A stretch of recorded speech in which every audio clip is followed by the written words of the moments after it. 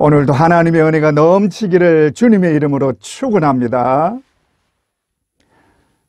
하나님은 인류의 죄를 대신하기 위해 그의 독생자를 이 땅에 보내서 십자가에 죽이기로 정하셨습니다. 사람들은 예수님의 탄생을 기뻐하고 축하하지만 예수님은 이 땅에 나면서부터 십자가에 죽기 위해서 오셨고 그 일을 이루어야 할 의무가 주어진 것입니다. 이것을 아시기 때문에 예수님은 언제나 그 일을 마음에 담고 있었고 일생이 이 일을 이루는 데 초점이 맞추어져 있었습니다. 예수님은 이 땅에서 짧은 생을 살았습니다. 그러나 주님이 하신 일은 너무나 많습니다. 그래서 성경에는 주님이 하신 일을 다 기록하지 못한다고 말씀합니다.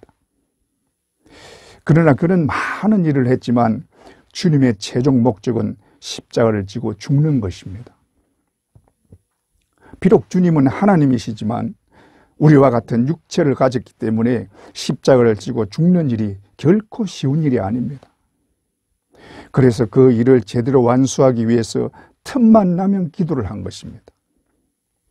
그리고 이제 십자가를 져야 할 마지막 순간이 왔습니다. 이 순간을 위해서 제자들과 함께 겟세마네 동산으로 가서 기도하신 내용이 오늘 본문의 말씀입니다. 그런데 주님이 제자들에게 간절한 부탁의 말씀을 하고 계십니다. 마태복음 26장 38절에 이에 말씀하시되 내 마음이 매우 고민하여 죽게 되었으니 너희는 여기 머물러 나와 함께 깨어 있으라 하시고 제자들에게 깨어 있으라고 하십니다. 주님은 제자들이 자신과 함께 깨어 있기를 원했습니다. 그와 같이 주님은 우리에게도 깨어 있으라고 하십니다. 주님은 세상을 너무나 잘 아시기 때문에 깨어 있어야 한다고 말씀하십니다. 우리가 신앙생활을 할 때 주님의 말씀처럼 깨어 있어야 제대로 된 신앙생활을 할 수 있습니다. 그런데 깨어 있는 것이 눈만 뜨고 있는 것은 분명히 아닙니다. 그래서 어떻게 하는 것이 깨어 있는 것인지 좀 알아보겠습니다. 첫째로 시험에 들지 않게 기도하는 것입니다. 예수님께서 제자들과 함께 다니면서 가장 많이 보여주신 모습이 기도하는 모습일 것입니다. 낮에는 사람들에게 말씀을 전하시고 병든 사람들을 고쳐주시고 밤에는 제자들과 함께 혹은 혼자 산이나 한적한 곳에서 기도하셨습니다. 이렇게 기도한 이유는 여러 가지가 있지만 두 가지로 좀 압축을 한다면 하나는 인간의 몸을 입고 있기 때문이요, 또 하나는 제자들에게 기도를 가르치기 위한 것입니다. 예수님은 하나님이시지만 이 땅에 사람의 몸을 입고 오셨기 때문에 이 인간의 몸을 이겨내기 위해서 그렇게 기도를 한 것입니다. 예수님이 이 땅에 오지 않았다면 기도를 할 필요가 없는 분입니다. 주님은 기도를 받는 분이지 기도를 해야 할 분이 아닙니다. 그러나 인간의 몸을 입고 이 땅에 오셨기 때문에 육신의 연약함을 가지고 있습니다. 이 육신의 연약함을 이기려고 기도한 것입니다. 하나님이신 주님도 이렇게 기도하셨다면 우리는 어떻게 했습니까? 그래서 주님은 우리에게 기도하라고 하신 것입니다. 마태복음 26장 41절에 시험에 들지 않게 깨어 기도하라.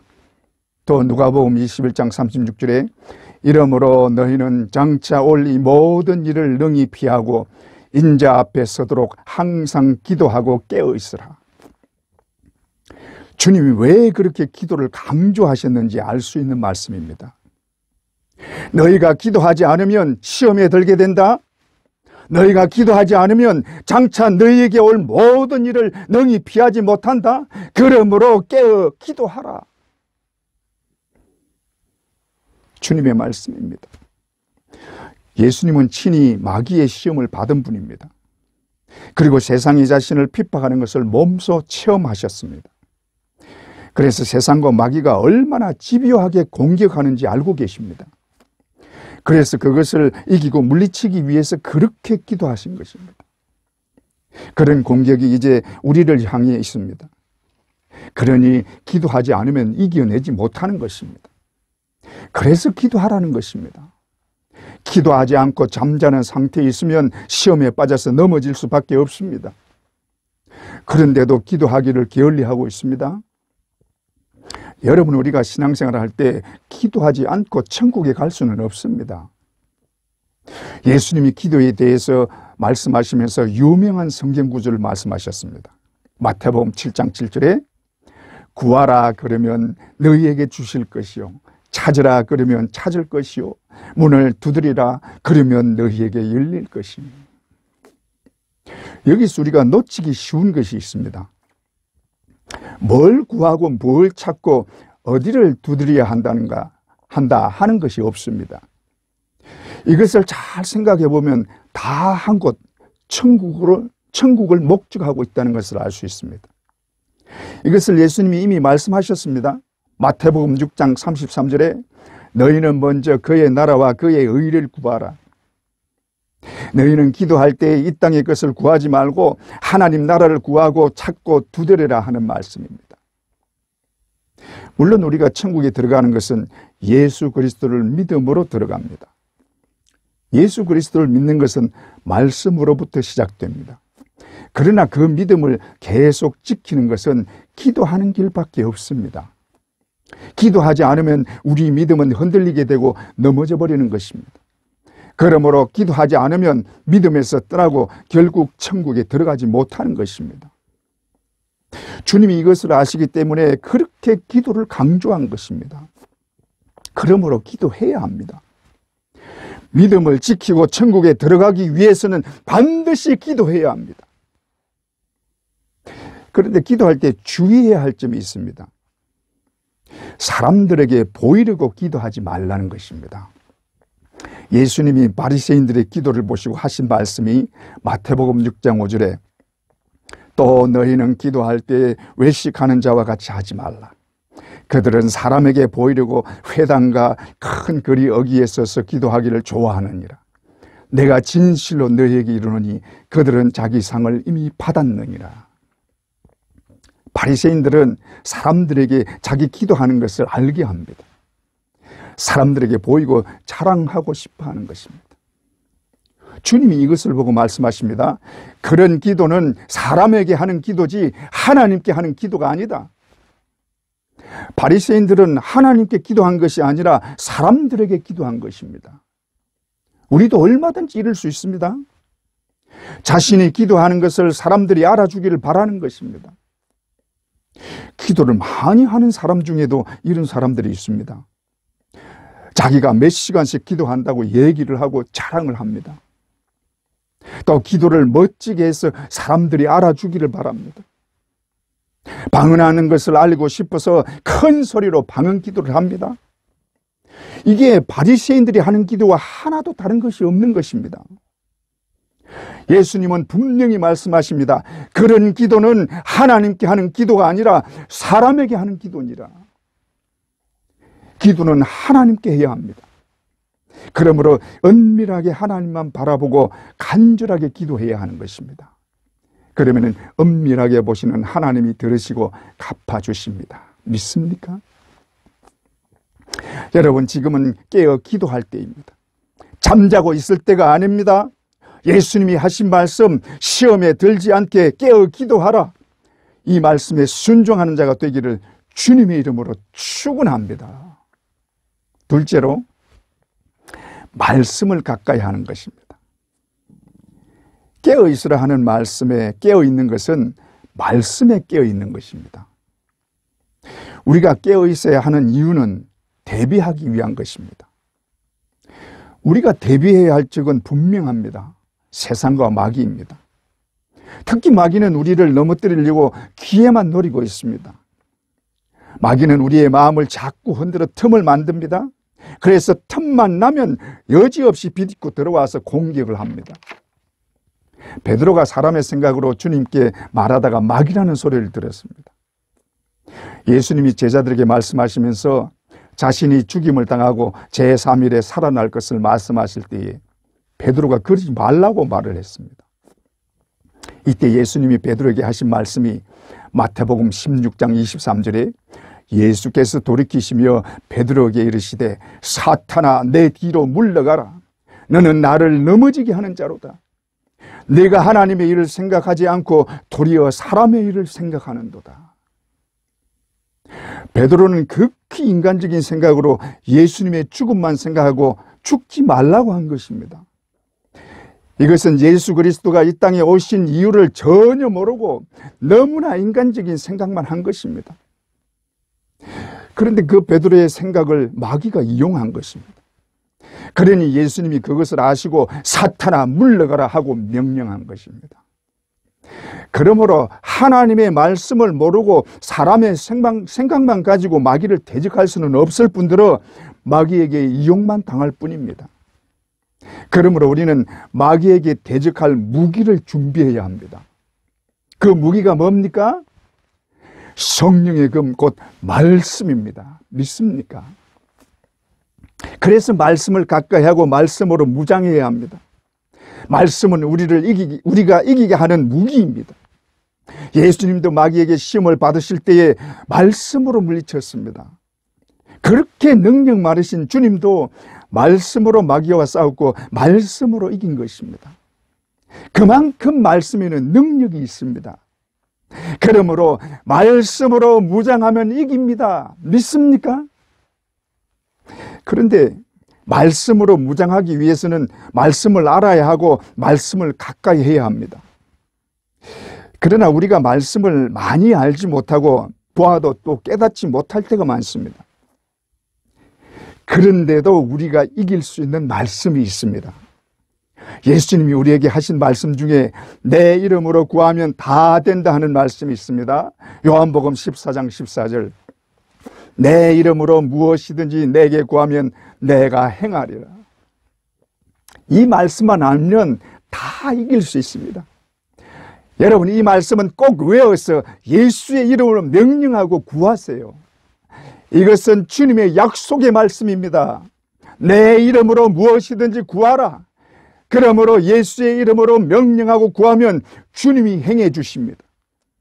우리는 예수의 이름으로 모든 것을 할 수 있고 어떤 것도 이깁니다. 믿습니까? 우리에게 이 말씀이 있습니다. 말씀은 성령의 금입니다. 성령의 금은 불금이기 때문에 어떤 악한 세력도 다 이길 수 있습니다. 우리 모두 성령의 금 말씀으로 무장하여 언제나 이기기를 주님의 이름으로 축원합니다. 셋째로 싸우고 대적하라는 것입니다.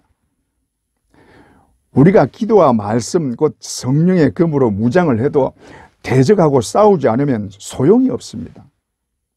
그래서 베드로는 마귀를 대적하라고 합니다. 베드로전서 5장 8절에서 9절에 근신하라 깨어라 너희 대적 마귀가 우는 사자같이 두루 다니며 삼킬 자를 찾나니 너희는 믿음을 굳건하게 하여 그를 대적하라. 또 야고보도 똑같은 말을 합니다. 야고보서 4장 7절에 마귀를 대적하라 그리하면 너희를 피하리라. 우리는 예수 그리스도를 믿는 사람들입니다. 그러나 우리가 세상에 살고 있고 우리 육신이 여전히 사망 아래 있기 때문에 죽음을 벗어나서 살지를 못합니다. 그래서 죽음에 대한 두려움을 갖고 있고 그것 때문에 오는 세상의 염려와 근심, 걱정이 우리를 불안하게 만듭니다. 이것을 이기지 못하면 세상과 마귀에게 질 수밖에 없는 것입니다. 그런데 성경은 우리에게 어떻게 말씀하십니까?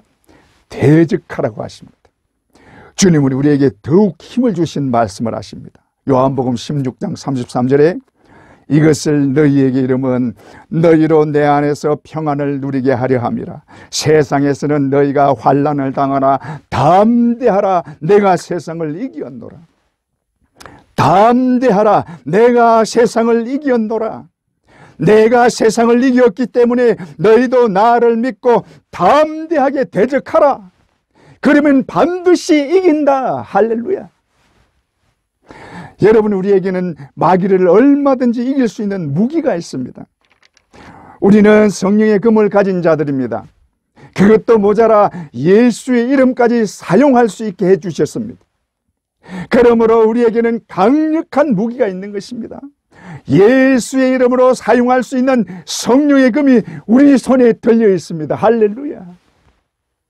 그러므로 겁내지 말고 싸워야 합니다. 예수의 이름으로 마귀를 대적하세요. 예수의 이름으로 세상을 대적하세요. 예수의 이름으로 명령하세요. 그러면 우리 앞에서 다 피하게 되는 것입니다. 믿습니까? 이 말씀 믿고 대적하여 이기는 모두가 되기를 주님의 이름으로 축원합니다. 그런데 우리의 신앙생활에서 반드시 깨어 있어야 할 분명한 이유가 있습니다. 이것을 좀 구체적으로 살펴보면 첫째로 실패하지 않기 위해서입니다. 깨어있지 않아서 실패한 대표적인 사람이 베드로입니다. 베드로는 주님과 항상 함께 동행했습니다. 어디를 가나 함께 동행했습니다. 다른 제자들은 가지 못하는 곳도 갔습니다. 야이로의 딸을 살릴 때도 다른 제자들을 들어오지 못하게 하면서 베드로와 야고보와 요한은 데리고 들어갔습니다. 변화산에서 예수님이 모세와 엘리야를 만날 때 예수님의 변화되는 모습을 베드로와 야고보와 요한만 봤습니다. 그런 베드로가 예수님이 겟세마네 동산에서 마지막으로 온 힘을 다해서 기도하시면서 제자들에게 깨어있어 기도하라는 주님의 간절한 말씀을 제대로 듣지 않고 잠을 잤습니다. 예수님은 사력을 다해서 기도하고 있습니다. 얼마나 힘을 쏟았든지 땀이 흐르다 못해 피가 습게 흘러내렸습니다. 여러분, 어떻게 기도를 하면 땀방울에 피가 나올 수 있습니까? 저도 기도를 엄청 부르짖고 할 때도 있습니다만 땀도 많이 흐르지 않습니다. 한여름이면 또 모르지만 예수님이 기도할 때는 추울 때였습니다. 그런데도 땀을 흘리고 그것도 모자라 핏방울이 흘렀다면 얼마나 부르짖고 얼마나 전심전력을 다한 기도였는지 알 수가 있는 것입니다. 예수님은 그렇게 기도하셨습니다. 십자가를 앞에 두고 절대로 실패하지 않기 위해서 그렇게 기도하셨습니다. 우리 죄를 대신 지고 십자가에 죽으시고 우리를 살리기 위해서 그렇게 울부짖고 기도한 것입니다. 그런데 그렇게 주님은 기도하고 있는데 제자들은 자고 있었습니다. 인간적으로 보면 얼마나 야속하고 괘씸한 것입니까? 주님이 그렇게 깨어있으라고 했는데 깨어있는 제자는 아무도 없었습니다. 그러나 주님은 그것을 보고도 오히려 제자들을 위해 주고 계십니다. 마가복음 14장 33절에 시험에 들지 않게 깨어있어 기도하라. 마음에는 원이로 돼 육신이 약하도다 하시고, 주님은 제자들이 주님과 함께 깨어있기를 원했고 같이 기도하기를 원했습니다. 그러나 제자들은 주님의 바람과는 달리 자고 있었습니다. 그러나 주님은 그것을 탓하지 않았습니다. 오히려 육신이 연약하여 그렇다고 위해 주고 계십니다.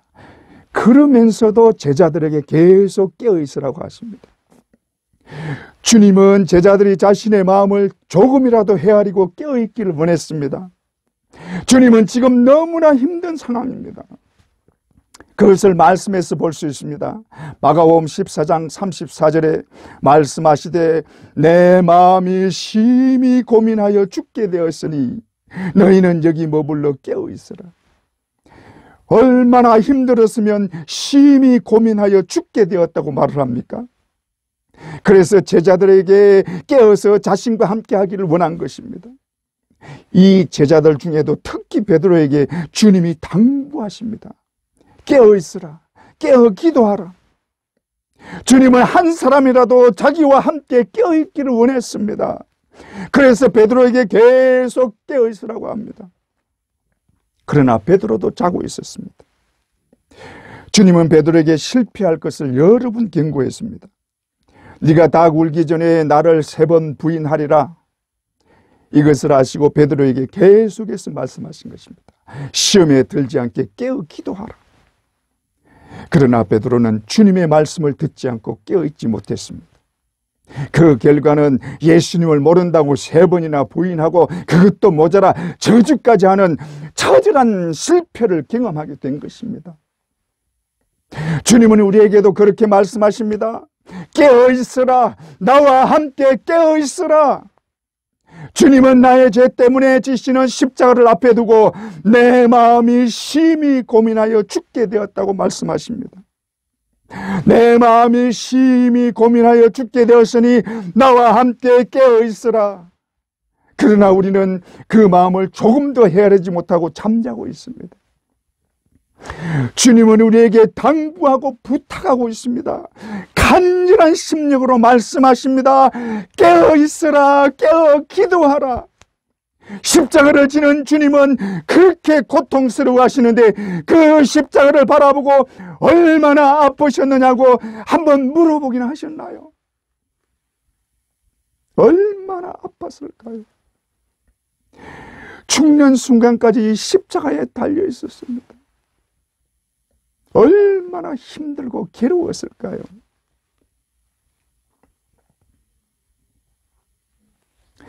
주님은 날 위해 자신의 살을 찢고 피를 흘렸습니다. 주님은 모든 것을 아낌없이 주시고 나에게 말씀하십니다. 시험에 들지 않게 깨어 기도하라. 깨어 있으라. 그 말씀을 무시하고 주님을 외면하시겠습니까? 지금이라도 주님 앞에 앉아 그 십자가를 진실로 바라보고 애통할 수 있기를 진심으로 바랍니다. 그리고 깨어 일어나시기 바랍니다. 깨어있지 않으면 베드로처럼 실패하고 맙니다. 그러므로 실패하지 않도록 깨어있어야 합니다. 깨어있지 않으면 실패의 쓰리선 경험을 하고 바깥 어두운 데서 이를 갈게 될 것입니다. 우리는 절대로 실패하는 신앙이 되지 않기를 주님의 이름으로 축원합니다. 둘째로, 흰옷을 준비하기 위해서입니다. 흰옷은 회개를 의미합니다. 요한계시록을 보면 흰옷을 입은 많은 무리가 나옵니다. 계시록 7장 9절에 이 일 후에 내가 보니 각 나라와 족속과 백성과 방언에서 아무도 능히 셀 수 없는 큰 무리가 나와 흰옷을 입고 손에 종려가지를 들고 보좌 앞과 어린 양 앞에 서서, 여기 각 나라와 족속과 백성과 방언은 전 세계적으로 일어나는 일이라는 말입니다. 전 세계적으로 흰옷 입은 무리가 나오는데 아무라도 능히 셀 수 없을 만큼 큰 무리가 하나님 보좌 앞과 어린 양 앞에 섰다는 말씀입니다. 그런데 이 흰옷 입은 무리가 어떤 자들인가를 밝혀주고 있습니다. 계시록 7장 13절에서 14절에 장로 중 하나가 응답하여 나에게 이르되 이 흰옷 입은 자들이 누구며 또 어디서 왔느냐? 내가 말하기를 내 주여 당신이 아시나이다 하니 그가 나에게 이르되 이는 큰 환난에서 나오는 자들인데 어린 양의 피에 그 옷을 씻어 휘게 하였느니라. 이 흰옷 입은 자들은 큰 환난에서 나온 자들이라고 말합니다. 계시록에서는 3번의 재앙이 나오는데 여기서 말하는 큰 환난은 그 재앙을 말하는 것으로 그 중에 첫 번째 재앙을 말하고 있는 것입니다. 계시록 강의 시간이 아니라 구체적으로 못하지만 세 재앙 중에 첫 번째 재앙은 그때까지 살아있는 모든 성도가 다 겪는 재앙으로 이 기간 중에 마지막 회개의 기간이 주어지는 것입니다. 어린 양이 피에 그 옷을 씻는다는 말이 회개를 의미하는 것입니다. 회개하고 더러운 것을 예수 그리스도의 보혈로 정결케 함으로 휘게 되는 것을 말씀합니다. 모든 성도들이 다 그렇듯이 천국에 들어가기 위해서는 회개하고 죄사함을 받아야 합니다. 우리가 죄사함 받는 것은 예수 그리스도를 진실로 믿고 그 십자가의 보혈로 씻음 받는 것입니다. 회개하고 보혈로 씻음 받고 죄사함 받는 이것을 옷을 빤다고 표현하는 것입니다. 그러므로 예수 그리스도이신 어린 양의 보혈로 옷을 씻어 휘게 하고 그 흰옷을 입어야 천국에 들어갈 수 있는 것입니다. 이 흰옷 입은 큰 무리가 바로 그런 자들입니다. 이들은 첫 번째 재앙을 통과하면서 회개하는 자들입니다. 물론 이미 흰옷을 예비한 자들도 많이 있습니다. 이들이 그 재앙을 통과하면서 신앙을 지키고 하나님 보좌 앞에 나가게 된 것입니다. 그런데 흰옷을 준비하려면 깨어 있어야 합니다. 이들이 재앙을 통과할 때 깨어 있지 않고 영적으로 잠자고 있다면 회개할 기회도 없이 적 그리스도와 거짓 선지자들에 의해서 넘어지고 마는 것입니다. 그러면 흰옷을 입지도 못하고 영원한 지옥의 형벌에 떨어져서 다시는 돌이킬 수 없는 자가 되고 마는 것입니다. 우리도 똑같습니다. 우리가 영적으로 깨어있지 않고 세상과 가까이하고 세상에 치우쳐 있다면 마귀에게 붙들려서 회개할 기회도 없이 어느 순간 영원한 지옥의 형벌로 들어가게 되는 것입니다. 그러므로 깨어 일어나야 합니다. 깨어 회개하고 기도해야 합니다. 깨어 일어나지 않으면 흰옷을 준비할 기회는 없습니다. 우리는 예수 그리스도의 보혈로 씻음 받아야 합니다. 그 보혈로 씻어 흰옷을 입어야 합니다. 그러므로 깨어 일어나 회개하고 주님 앞에 돌아와야 합니다. 더 이상 잠자고 있으면 안 되는 것입니다. 내가 잠자는 동안 어느 순간에 끝이 올지 모릅니다. 언제 우리의 인생 여정이 끝날지 모릅니다. 우리는 아무도 내일을 장담하지 못합니다. 그러므로 깨어 있어야 합니다.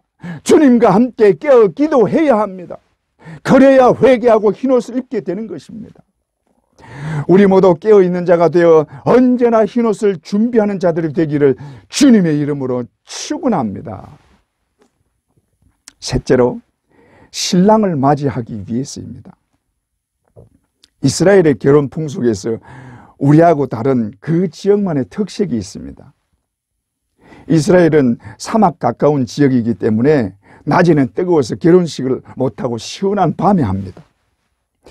그런데 신부의 집으로 신랑이 와서 결혼식을 하는데 이 결혼식 시간이 정해진 것이 아닙니다. 신랑이 신부의 집으로 오면 그때부터 시작이 됩니다. 그런데 신랑이 언제 올지를 잘 모릅니다. 그래서 신부의 집에는 불을 밝혀놓고 신랑이 오기를 기다리는 것입니다.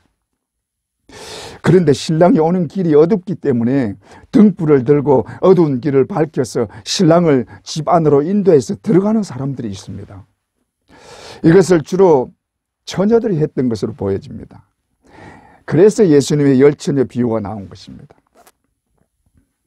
열처녀가 신랑을 맞이하기 위해서 등불을 준비하고 기다리고 있습니다. 그런데 신랑이 빨리 오지를 않습니다.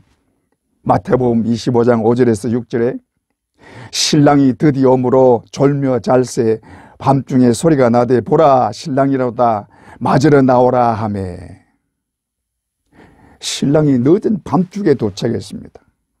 그래서 기다리던 열처녀가 신랑을 맞으러 나옵니다. 그런데 여기서 문제가 생겼습니다. 5 처녀는 기름을 충분히 준비했습니다. 그러나 다른 5 처녀는 기름이 다 떨어져서 더 이상 불을 밝힐 수가 없게 됐습니다.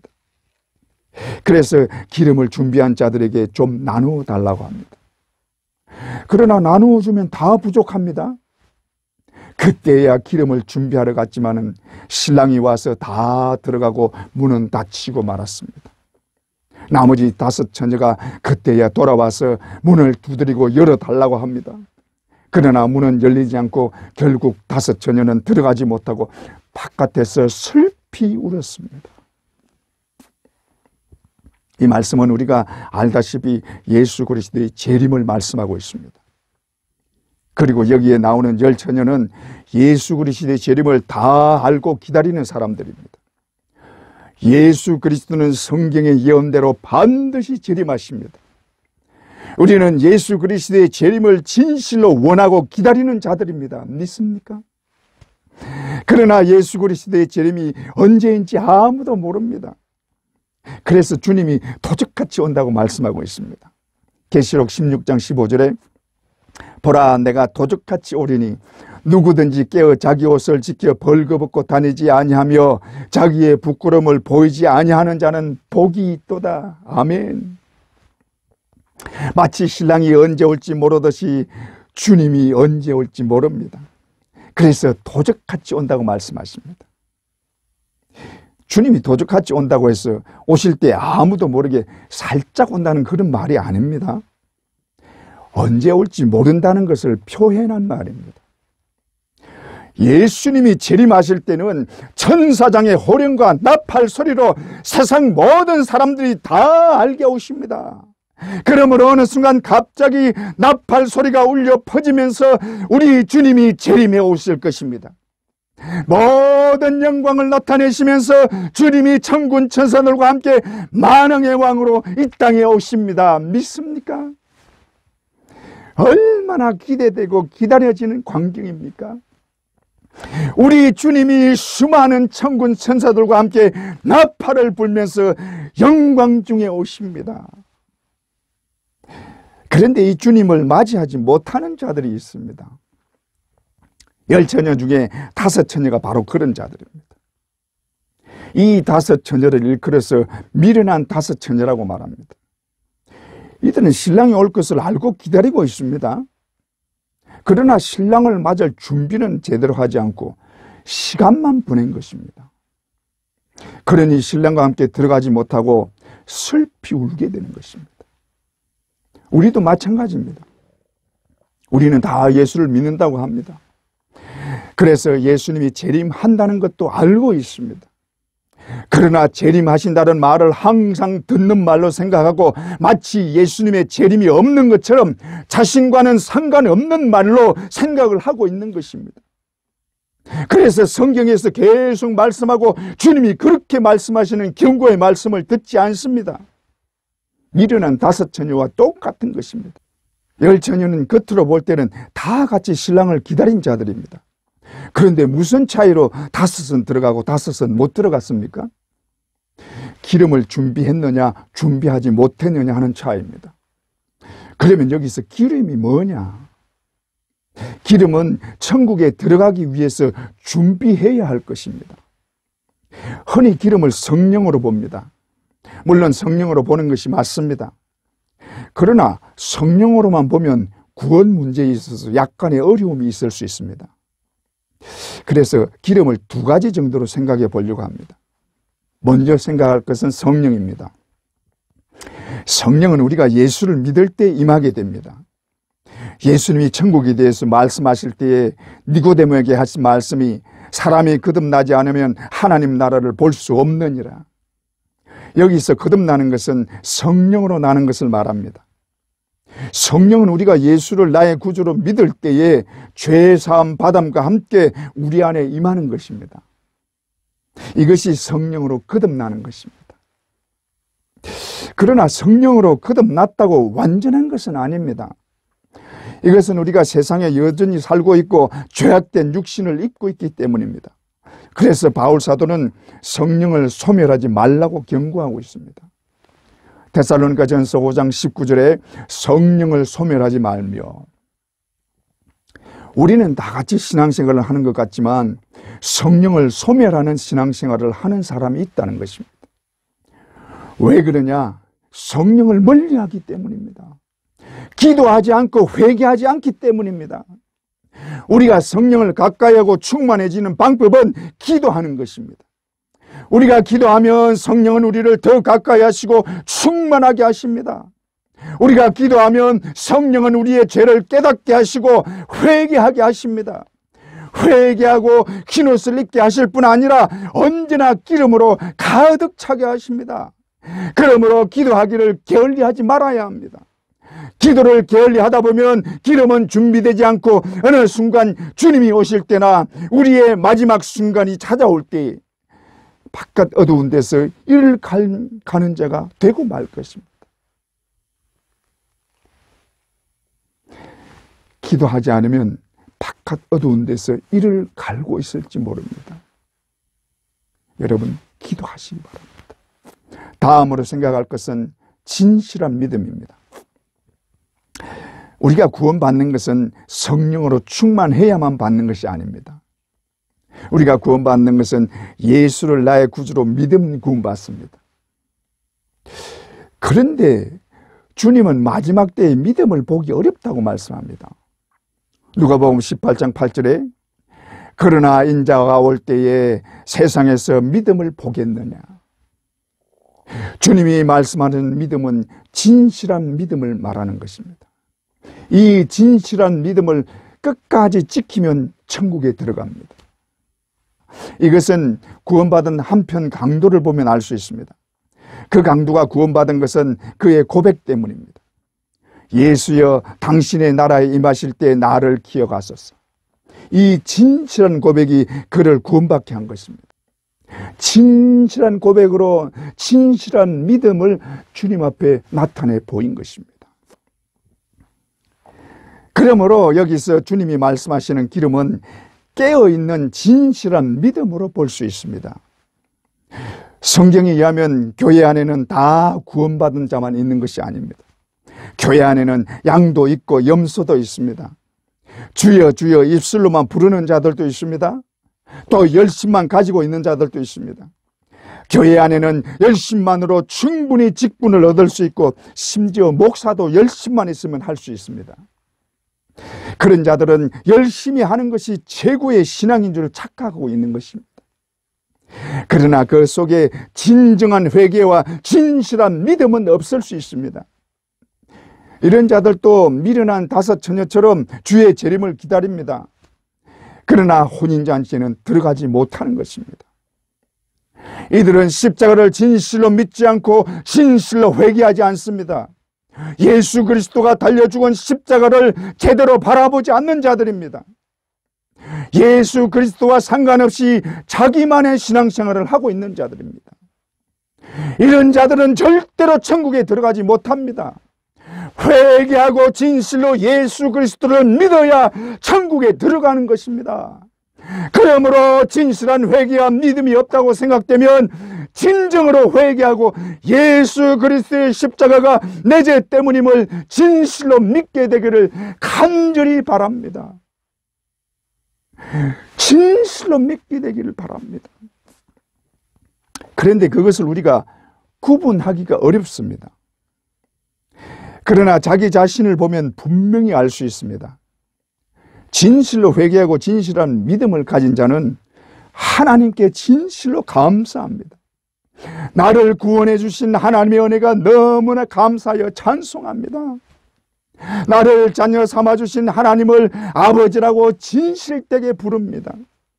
주님이 지신 십자가를 바라보고 내 죄를 대신하고 죽으신 그 사랑에 감격하여 눈물을 흘립니다. 비록 온전하지 못해도 하나님의 뜻을 구하고 하나님의 말씀을 지키려고 애를 씁니다. 주님의 말씀을 생각하며 깨어 기도하려고 합니다. 육신으로 인해 죄를 짓게 될 때는 가슴을 치고 회개합니다.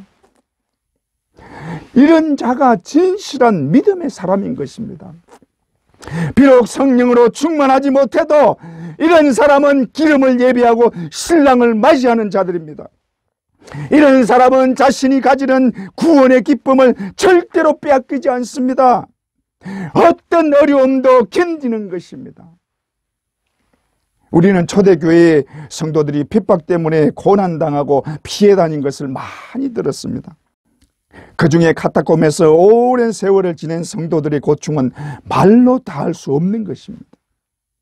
거의 300년 동안을 카타콤에서 생활을 했습니다. 카타콤은 알다시피 지하 묘지입니다. 지하 묘지로 들어가는 좁은 입구가 있고 그 안으로 묘지를 깊게 파놓았습니다. 이 지하 묘지에서 그렇게 숨어서 신앙생활을 한 것입니다. 그러나 그들은 절대로 신앙을 잊지 않았습니다. 신앙을 잃지 않으려고 애를 쓴 흔적들이 곳곳에 남아 있습니다. 그 중에 벽면에 물고기 그림을 그려놓았습니다. 물고기는 그리스어로 익투스라는 말인데 예수는 그리스도요 하나님의 아들이며 구원자라는 말의 첫 글자들만 모은 것이 익투스입니다. 그러므로 예수는 그리스도요 하나님의 아들이며 나의 구원자라는 고백입니다.